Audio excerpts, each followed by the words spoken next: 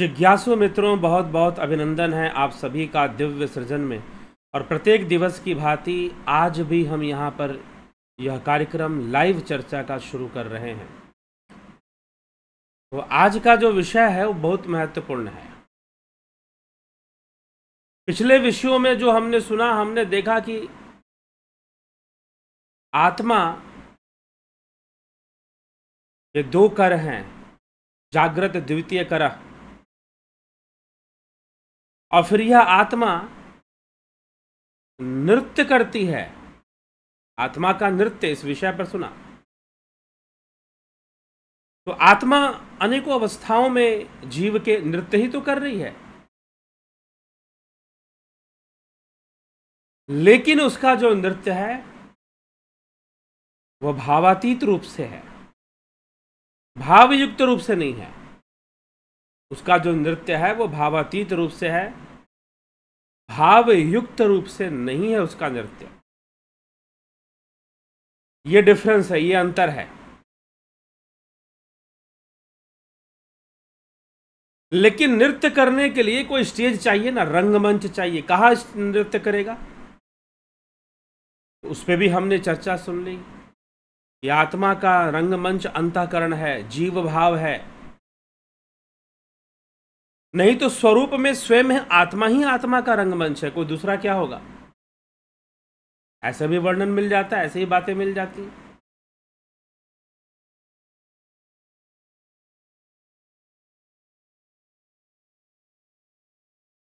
आत्मा ही आत्मा का रंगमंच बन जाता, तो रंगमंच पे भी चर्चा होगी। लेकिन अब नृत्य हो रहा है, रंगमंच सज चुका है जहां नृत्य होना है।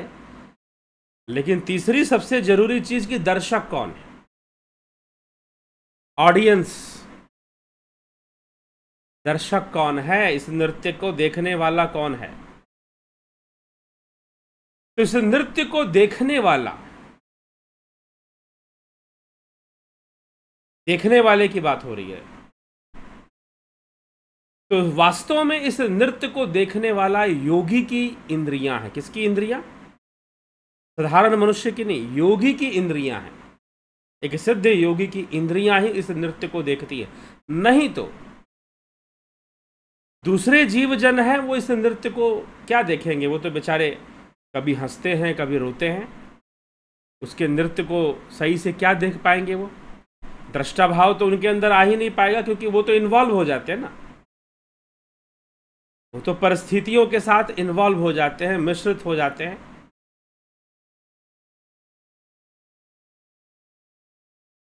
तो ये बात हमें यहां पर समझनी पड़ेगी। तो योगी की इंद्रियां ही इस नृत्य को, इंद्रियां दर्शक हैं। अब इंद्रियां कैसे दर्शक है? अरे भाई, कोई भी अनुभव आप कर रहे हो, मान लीजिए कभी हो नहीं, किसी को चोट लग गई या हाथ जल गया। अब ये जो दुखदाई अनुभूति हुआ, चोट लगने की, हाथ जलने की, ये कैसे हुआ? किसके माध्यम से हुआ बताइए? ये इंद्रियों के माध्यम से हो पाया। लेकिन दूसरी जगह पर अगर इस शरीर को भोग मिलता है, अच्छे अच्छे खाने के व्यंजन मिल रहे हैं और अच्छे अच्छे देखने को दृश्य मिल रहे हैं, और भोग विषय जब उसे इस प्रकार का भोग जब मिल रहा है,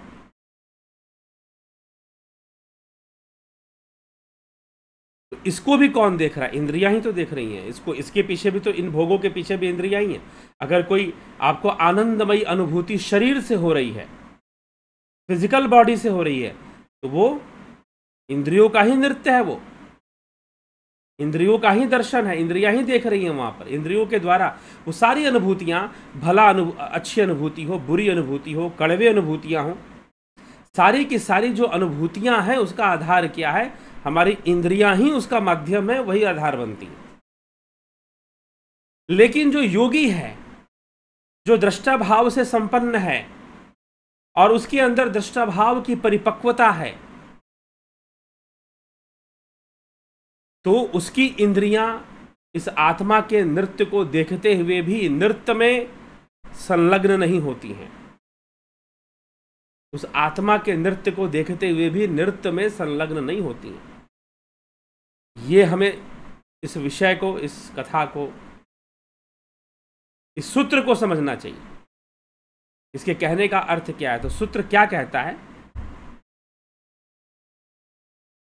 इसी विषय पर चर्चा करता है। प्रेक्षकाणेन्द्रियाणि, सूत्र कहता है प्रेक्षकाणेन्द्रियाणि।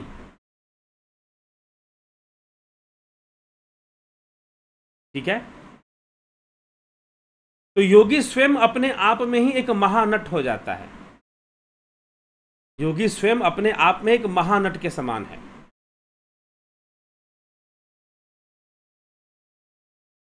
और उसकी जो नट लीला है, अर्थात योगी, ऐसा क्यों कहा जा रहा है कि योगी स्वयं ही महानट हो गया? ऐसा इस पहले तो कहा गया कि आत्मा नट है, लेकिन योगी जब आत्म स्थित हो गया और आत्मा के रहस्य को समझ गया, ब्रह्म के रहस्य को समझ गया, जब योगी ब्रह्म के रहस्य को समझ गया, आत्मा को जान गया, उसमें आत्म स्थित हो गया, स्थित प्रज्ञ हो गया, तो वो इंद्रियों के माध्यम से संपूर्ण लीला को नाट्य प्रस्तुति के रूप में देखता है। तो इसीलिए योगी आत्म स्थित होकर योगी क्या हो जाता है? आत्म स्थित होकर योगी क्या हो जाता है? योगी स्वयं ही महानट हो जाता है। योगी स्वयं ही महानट हो जाता है फिर।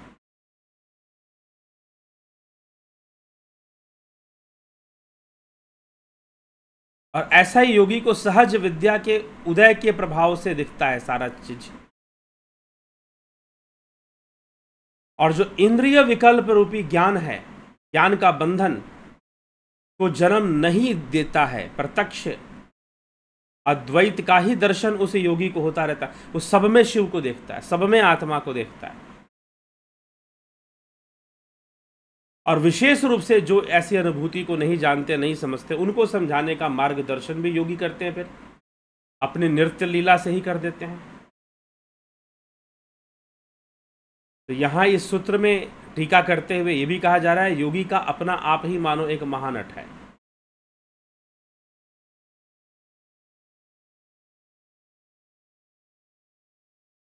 तो ये महानट की अवस्था है योगी की, लेकिन इस नट को योगी की इंद्रियां ही देखती हैं।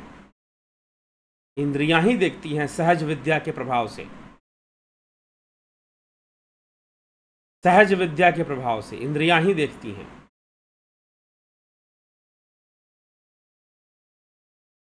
और तब जाकर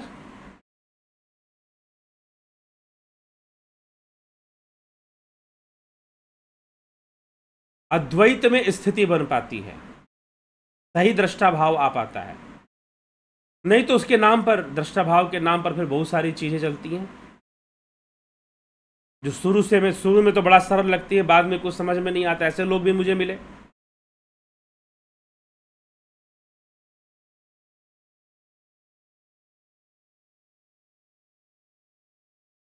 ये बातें हमें समझनी पड़ेगी। तो इससे होता क्या है? इंद्रिय बंधन खंडित होता है। इंद्रिय बंधन खंडित होता है और व्यक्ति सत्य मार्गी बनता है, सत्य के मार्ग पर चलने वाला बनता है, जो योगी है। तो इस प्रकार से ये इंद्रिय बंधन की चर्चाएं होती हैं कि इंद्रियां ही दर्शक हैं, यहाँ पर ऑडियंस है, यहाँ पर वही योगी की आत्मा के इस नृत्य का दर्शन करती है और कोई नहीं। तो हमें इस विषय को समझना चाहिए और समझकर चलना चाहिए। तो चलिए ठीक है, अभी विराम देते हैं हम चर्चा को। कल फिर 9 बजे लाइव चर्चा में आपसे मिलेंगे। बहुत बहुत आभार आप सभी का, जुड़े रहने के लिए, बने रहने के लिए, और हमेशा जुड़े रहें, बने रहें। बहुत बहुत आभार।